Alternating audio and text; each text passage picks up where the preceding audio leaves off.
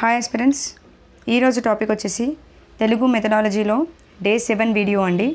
Day 6 videos వరకు DSC సిలబస్లో ఏదైతే మెన్షన్ చేశాడో అదే చెప్పుకుంటూ వెళ్తున్నాం. సో ఈ క్లాస్ వచ్చేసి ఏపీ వాళ్ళకి తెలంగాణ వాళ్ళకి ఇద్దరికి యూజ్ అవుతాయండి. ఇన్ని డేస్ కొంచెం నా హెల్త్ సరిగా సెట్ అవ్వలేదు కాబట్టి వీడియోస్ అనేవి అప్లోడ్ చేయలేదండి. ఇప్పటికీ కూడా గొంతు కొద్దిగా అలాగే వస్తుంది, కొంచెం అడ్జస్ట్ చేసుకోండి. సో ఈరోజు వీడియోలో భాషలో వివిధ రూపాలు అనే టాపిక్ ఉంది కదండి. సో ఈ టాపిక్ అనేది డిస్కస్ చేస్తామండి ఈరోజు. సో భాష వివిధ రూపాలు చూసుకున్నట్లయితే మనకు కొన్ని టాపిక్స్ ఇచ్చాడు. దాంట్లో శాసన భాష అని ఒకటి ఉందండి. నెక్స్ట్ వ్యవహారిక భాష అని ఒకటి ఉంటుంది. నెక్స్ట్ మాండలిక భాష అని ఒకటి ఉంటుంది. నెక్స్ట్ ప్రామాణిక భాష అని ఒక టాపిక్ ఉంటుంది. నెక్స్ట్ ప్రసార మాధ్యమాల భాష అని ఒక టాపిక్ ఉంటుందండి. సో దీంట్లో శాసన భాష అంటే ఏంటంటే శాసనాల్లో వాడే భాషనే శాసన భాష అని పిలుస్తారు. అదే వ్యవహారిక భాష అంటే ఏంటంటే ప్రజలు ఎక్కువగా ఏదైతే భాష మాట్లాడుతున్నారో దాన్నే వ్యవహారిక భాష అంటారు. మాండలిక భాష అంటే ఏంటంటే ఒక నిర్దిష్ట ప్రాంతానికి లేదా ఒక నిర్దిష్ట మండలానికి మాత్రమే పరిమితమైన భాష ఉంటుంది కదండి. సో అలాంటి భాషని మాండలిక భాష అంటారు. నెక్స్ట్ ప్రామాణిక భాష అంటే ఏంటంటే ఎక్కువ మంది ప్రజలు ఆమోదించే భాష ఉంటుంది కదండి, అలాంటి భాషనే ప్రామాణిక భాష అని పిలుస్తారు. నెక్స్ట్ ప్రసార మాధ్యమాల భాష అంటే ఏంటంటే అందులోనే ఉంది కదండి, ప్రసార మాధ్యమాల్లో వాడే భాషనే ప్రసార మాధ్యమాల భాష అంటారు. సో ఇది బేసిక్ ఇన్ఫర్మేషన్. దీంట్లో ప్రతి టాపిక్ని కూడా ఇన్ డీటెయిల్గా నేర్చుకోవాల్సి ఉంటుంది. ఇక్కడ ఇచ్చిన ప్రతి టాపిక్ కూడా అందులో ఉన్న ప్రతి ఇన్ఫర్మేషన్ని చెప్పుకుంటూ వెళ్తాము. సో దాంట్లో నుంచే బిట్ అనేది ఫ్రేమ్ అవుతుందండి. అంటే ప్రతి భాషకు ఉన్నటువంటి లక్షణాలు ఏంటి, దాని యొక్క ప్రాధాన్యత ఏంటి, ఒక భాష గురించి మాట్లాడుతున్నాము అంటే ఆ భాషకు సంబంధించి కొన్ని ఉద్యమాలు కూడా జరుగుతాయి కదండి, ఆ ఉద్యమాల్లో ఉన్న నేమ్స్ ఏంటి, ఇవన్నీ కూడా మనం నేర్చుకోవాల్సి ఉంటుంది. సో ఈరోజు చూసుకున్నట్లయితే ఇంకా 2 భాషలు ఉన్నాయండి, అందుకే దీంట్లో మెన్షన్ చేయలేదు. అధికార భాష అని ఒకటి ఉంటుంది, ఇదొకటి.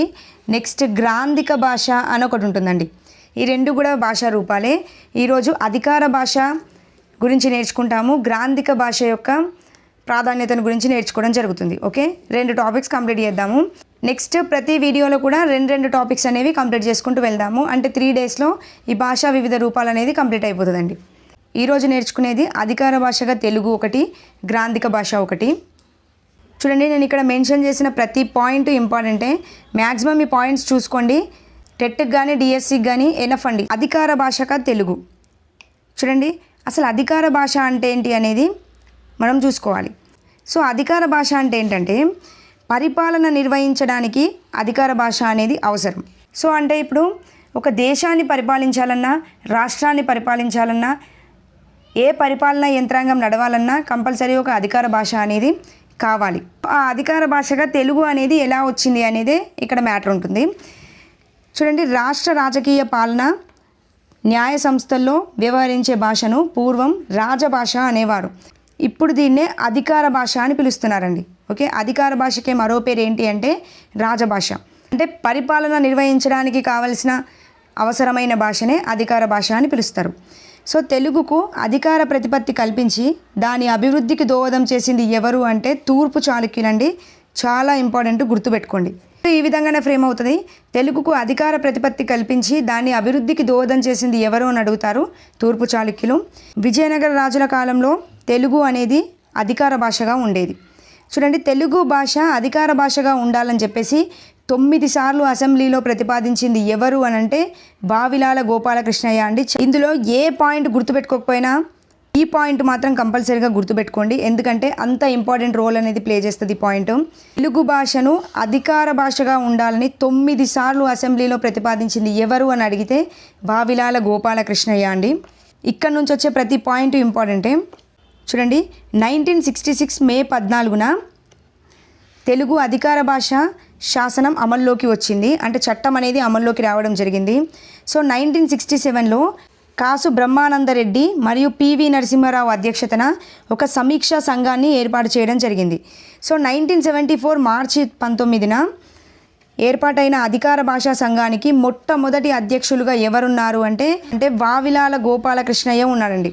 సో అందుకే అధికార భాషా వ్యాప్తికి ఉద్యమ స్ఫూర్తినిచ్చిన వ్యక్తి ఎవరు అంటే వావిలాల గోపాలకృష్ణయ్య. ఓకే, అధికార భాష అన్న రాజభాష అన్న రెండు ఒకటే.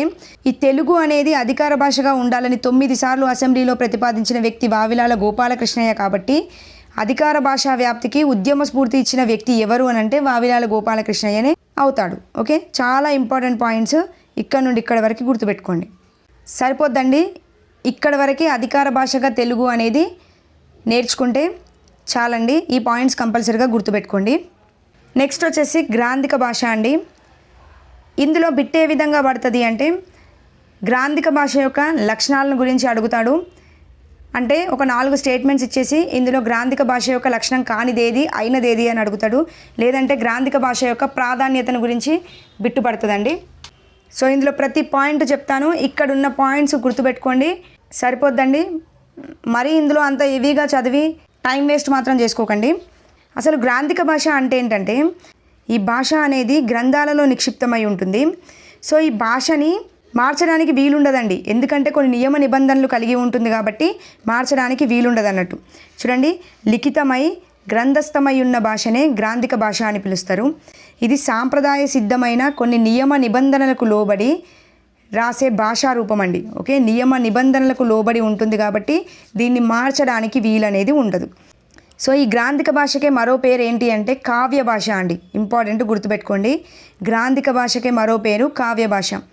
ఇందాక అధికార భాష అనగానే గుర్తుకు రావాల్సిన వ్యక్తి ఎవరని చెప్పాను? వావిలాల గోపాలకృష్ణయ్య అని చెప్పాను. ఇక్కడ గ్రాంధిక భాష అనగానే కొంతమంది వ్యక్తులు గుర్తుకు రావాలి. వాళ్ళు ఎవరు అంటే చూడండి, సరళ గ్రాంధికాన్ని ప్రవేశపెట్టింది ఎవరు అంటే చిలకమర్తి లక్ష్మీ నరసింహం మరియు పానుగంటి లక్ష్మీ నరసింహం అండి. ఇలాగే బిట్ ఫ్రేమ్ అవుతుంది. సరళ గ్రాంధికాన్ని ప్రవేశపెట్టిన వారు ఎవరు అని అడిగితే చిలకమర్తి లక్ష్మీ నరసింహం, పానుగంటి లక్ష్మీ నరసింహం గుర్తుపెట్టుకోండి. నెక్స్ట్ ఇందులో ఇంకొన్ని పాయింట్స్ ఇచ్చారు, ఆ పాయింట్స్ బట్టి పట్టైనా సరే గుర్తుపెట్టుకోవాల్సిందే, ఎందుకంటే ప్రీవియస్ డిఎస్సిలో బిట్ అనేది ఫ్రేమ్ అయింది. చూడండి, గ్రామ్య దేశీయ నిరసన సభ కందుకూరి వీరేశలింగం అధ్యక్షతన జరిగింది. ఏ సభ? గ్రామ్య దేశీయ నిరసన సభ అనేది. అయితే వ్యవహారవాదుల్ని అవహేళన చేస్తూ పానుగంటి లక్ష్మీ నరసింహం రాసిన గ్రంథం ఏది అంటే గ్రామ్యవాదుల భాషావాదం అండి. ఓకే, ఈ గ్రంథం చాలా ఇంపార్టెంట్. ఇదే ప్రీవియస్ 2017 డిఎస్సిలో పడింది, ఇలాగే అడిగాడు. వ్యవహారవాదుల్ని అపహేళన చేస్తూ గ్రామ్యవాదుల భాషావాదం అనే గ్రంథాన్ని రాసింది ఎవరు అని అడిగాడు. పానుగంటి లక్ష్మీ నరసింహం అండి. ఓకే, నెక్స్ట్ వర్ధమాన వ్యవహారిక ఆంధ్ర భాషా ప్రవర్తన సమాజం స్థాపించి అధ్యక్షులు అయినవారు ఎవరు అంటే కందుకూరి వీరేశలింగం.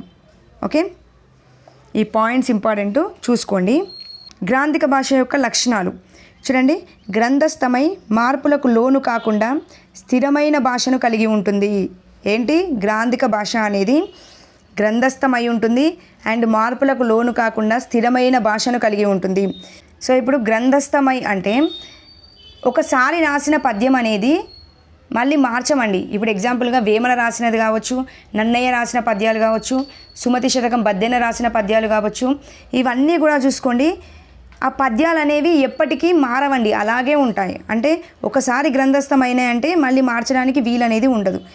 అలాంటి గ్రంథాలలో నిక్షిప్తమైన భాషనే గ్రాంధిక భాష అంటారు. ఇది గ్రాంధిక భాష యొక్క లక్షణం అండి.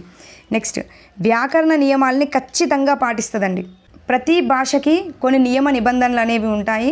సో ఈ గ్రాంధిక భాషలో అయితే కంపల్సరిగా నియమ నిబంధనలు అనేవి పాటించాలి. సో అలా ఖచ్చితంగా పాటించే లక్షణం దేనికి ఉంటుంది అంటే గ్రాంధిక భాషకు ఉంటుంది.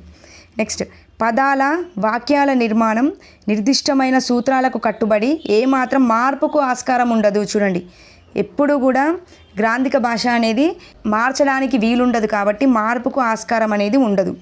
నెక్స్ట్ సంస్కృత పద ప్రయోగాలు పుష్కలంగా ఉంటాయి. చూడండి, సంస్కృత పదాలు అంటే ఏంటండి? సున్నా కావచ్చు, విసర్గ కావచ్చు, ఇవి ఎక్కువగా ఎందులో కనబడతాయి అంటే గ్రాంధిక భాషలో కనబడతాయి. నెక్స్ట్ ముకారం చివరగల పదాలు ఉంటాయండి. ముకారం చివరగల పదాలంటే భోజనము, చూడండి ము వచ్చింది అంటే ముకారం. నెక్స్ట్ సమస్తము, ము వచ్చింది ముకారం. ఇలా ముకారం అనేది ఒక పదానికి చివరలో వస్తే అది గ్రాంధిక భాషకి లక్షణం అని చెప్పొచ్చు. నెక్స్ట్ దీర్ఘ సమాసాలతో కూడుకొని ఉంటుంది. నెక్స్ట్ మాట్లాడే భాషలో పొంతన అనేది ఉండదు. చూడండి, ఇప్పుడు ప్రామాణిక భాషా రూపం చూసినట్లయితే రోజువారీ నిత్య జీవితంలో మాట్లాడుకున్నట్టుగానే ఉంటుంది అది. కానీ ఈ గ్రాంధిక భాష లక్షణం ఎట్లా ఉంటుందంటే గ్రంథాల్లో నిక్షిప్తమైన భాషను చూసినట్లయితే అసలు మనకేమీ కూడా అర్థం కాదండి. అది ఎవరికి అర్థమవుతుంది అంటే ఆ భాష పట్ల పట్టున్న వారికి మాత్రమే అర్థమవుతుంది. అంటే గొప్ప గొప్ప కవులకు మాత్రమే అర్థమయ్యే రీతిలో ఉంటుంది అన్నట్టు భాష. సామాన్య ప్రజలు చదివి అర్థం చేసుకున్నా కానీ వాళ్ళు రాసింది అంత పర్ఫెక్ట్గా ఎవరు అండర్స్టాండ్ చేసుకోలేరండి. అలా ఉంటుంది అన్నట్టు భాష అనేది. నెక్స్ట్ చూడండి, కవులు పండితుల ఆదరణ కలిగి సామాన్య ప్రజలకు దూరంగా ఉంటుంది. కరెక్టే కదండి, సామాన్య ప్రజలకు ఎప్పుడైనా ఈ భాష దూరంగానే ఉంటుంది. చూడండి, బిందుపూర్వక బకారంతో కూడిన రూపాలు అనేవి ఉంటాయి.